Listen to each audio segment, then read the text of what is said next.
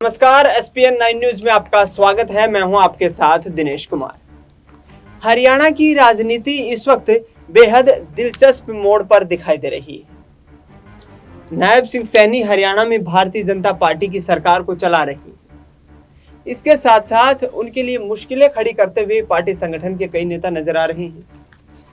वहीं दूसरी तरफ देखा जाए तो हरियाणा में दो दलों की आमने सामने की टक्कर देखी जा रही है, जिसमें कांग्रेस पार्टी प्रमुखता के साथ दिखाई दे रही है और भारतीय जनता पार्टी उनकी प्रमुख प्रतिद्वंदी पार्टी बनी हुई। इस बीच आपको बता दें दर्शकों कि जिस तरीके से हरियाणा की राजनीतिक फिजाएं पिछले कुछ दिनों में बदली हैं, वो आगामी वक्त में और भी ज्यादा यहाँ पर कहीं ना कहीं ऐसे रुख अख्तियार कर सकती हैं, ऐसा एक माहौल तैयार कर सकती हैं जिससे कि बीजेपी के लिए सत्ता बचाना मुश्किल हो जाएगा। हाल ही में चले संसद सत्र में भी दीपेंद्र सिंह हुड्डा और उनके साथ साथ राजस्थान के नागौर से सांसद हनुमान बेनीवाल ने यह साफ कर दिया कि भारतीय जनता पार्टी का शासन किसानों के मुद्दों के लिए, नौजवानों के मुद्दों के लिए, महिला सुरक्षा के मुद्दे के लिए काफी नहीं है। यानी कि बीजेपी को अपनी कार्यशैली में परिवर्तन करना पड़ेगा और यदि ऐसा नहीं होता है तो फिर हरियाणा से भी आपकी सरकार जा सकती है। यानी कि जिस तरीके से जो दावे किए जा रहे हैं वो बेहद यहाँ पर जो एक बड़े दावे हैं, क्योंकि लोकसभा चुनाव में भी बीजेपी को 5 सीटों पर पटखनी देखने को मिली यहाँ पर हरियाणा में, और अब आगामी वक्त में राज्यसभा की 1 सीट पर चुनाव होने वाला है। राज्यसभा की 1 सीट पर चुनाव को लेकर दुष्यंत चौटाला पहले ही अपना रुख स्पष्ट कर चुके हैं।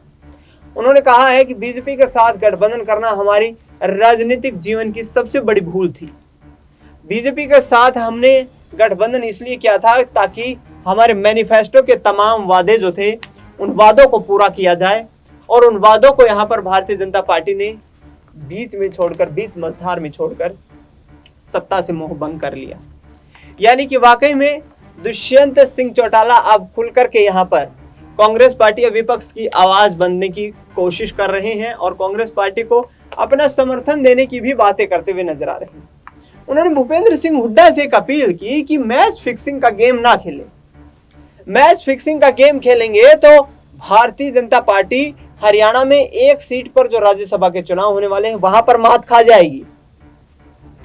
दूसरी तरफ बात करें तो भूपेंद्र सिंह हुड्डा को लेकर ये भी कहते हुए नजर आ रहे हैं कि यदि वे सरकार बनाने में पहल करते हैं तो जननायक जनता पार्टी यहां पर हरियाणा में सरकार बनाने से एक कदम भी पीछे नहीं हटेगी। विपक्ष के पास 45 विधायकों की मौजूदगी है। राज्यपाल से मुलाकात का वक्त भी मांगा गया है। आखिरकार क्या हरियाणा की राजनीतिक परिस्थिति अब बदलने वाली है?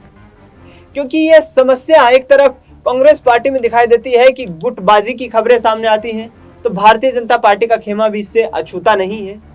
भाजपा में राव इंद्रजीत सिंह, अनिल विज, प्रोफेसर रामविलास शर्मा और ओम प्रकाश धनखड़, सुभाष बराला, कुलदीप बिश्नोई, किरण चौधरी जैसे दिग्गज नेता यहाँ अपनी अपनी राजनीतिक रोटियां सेकने की तैयारियां कर रहे हैं। राव इंद्रजीत सिंह और अनिल विज सबसे मुखर तरीके से यहाँ पर अपनी बातें रखते हुए नजर आ रहे हैं। राव इंद्रजीत सिंह ने कहा है दर्शकों कि यदि हरियाणा में समय रहते हुए मुख्यमंत्री का बदलाव नहीं किया गया तो वे आगामी वक्त में यहाँ पर मजबूती के साथ पार्टी की बगावत करेंगे, पार्टी में यहाँ पर उनको झटका देंगे और अपने लोगों के हितों की लड़ाई लड़ने के लिए तमाम फैसले लेंगे। यानी कि साफ तौर पर संकेत दे दिए जा रहे हैं हाईकमान को कि आप हरियाणा के लोगों की आवाज को सुनते हैं तो दक्षिण हरियाणा से चीफ मिनिस्टर बनाया जाना चाहिए। और राव इंद्रजीत सिंह ने यह तो स्पष्ट कर दिया है कि मैं लंबे वक्त से दक्षिण हरियाणा के लोगों के हितों की लड़ाई लड़ने के लिए राजनीति में आया।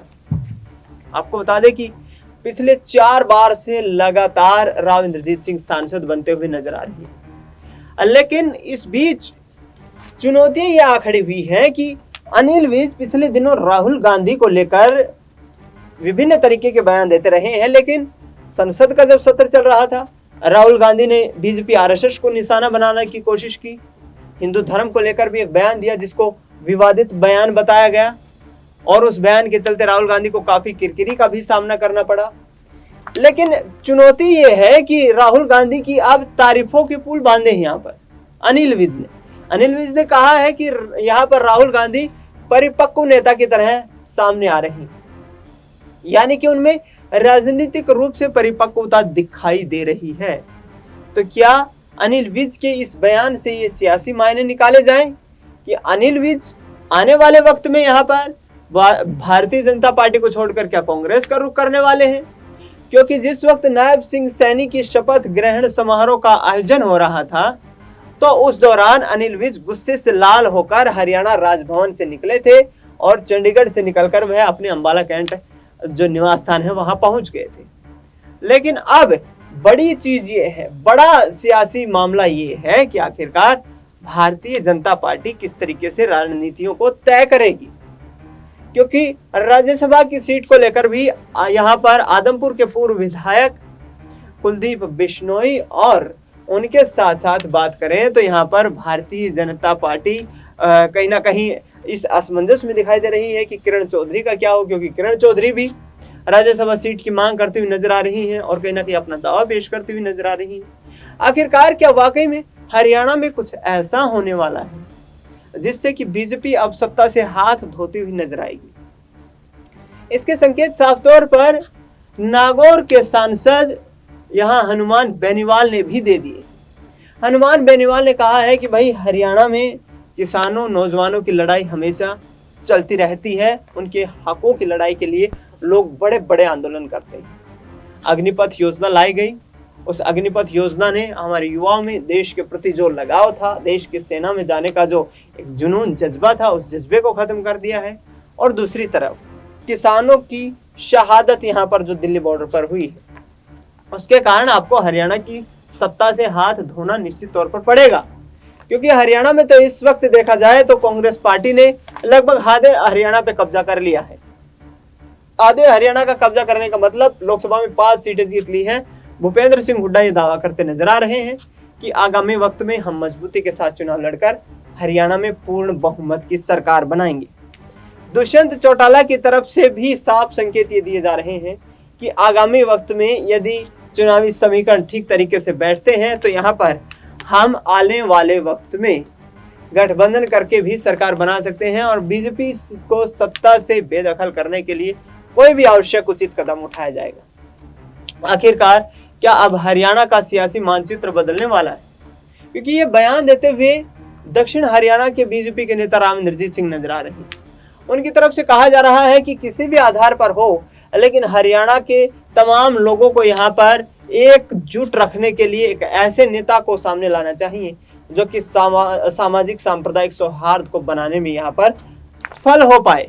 और उन्होंने कहा है कि मुझे मुख्यमंत्री की कुर्सी का बार बार आश्वासन दिया गया, मेरे इलाके के लोगों ने मुझ पर यही विश्वास जताया कि अब बीजेपी की सरकार आने पर यहाँ राव इंद्रजीत सिंह चीफ मिनिस्टर बनेंगे। ऐसे में नायब सिंह सैनी की ताजपोशी कर देना कहीं ना कहीं ये संकेत देता है कि हरियाणा में बीजेपी के दिग्गज नेता अब एक भूतकाल बन चुके हैं और इस भूतकाल का क्या खामियाजा भारतीय जनता पार्टी को उठाना पड़ेगा, क्योंकि अंबाला से जो हार हुई है वो भी कहीं ना कहीं अनिल विज की राजनीतिक निष्क्रियता के कारण बताई जा रही है। अंबाला से कांग्रेस पार्टी के वरुण चौधरी ने जीत हासिल की है लोकसभा चुनाव में और इस वक्त वो सांसद बने हैं, लेकिन वहां पर अंबाला में जिस तरीके से अनिल विज अपने तमाम बयान देते रहे, चीफ मिनिस्टर की कुर्सी को लेकर बयान देते रहे, किसानों के मुद्दों को लेकर बयान देते रहे, उन बयानों का नुकसान यहाँ पर भाजपा को भुगतना पड़ा। और अब देखना ही होगा कि क्या वाकई में हरियाणा में विधानसभा से भी बीजेपी की यहाँ पर छुट्टी होती हुई नजर आती। फिलहाल इस खबर में इतना ही। देश दुनिया की तमाम बड़ी खबरों के लिए आप देखते रहिए SPN 9 न्यूज।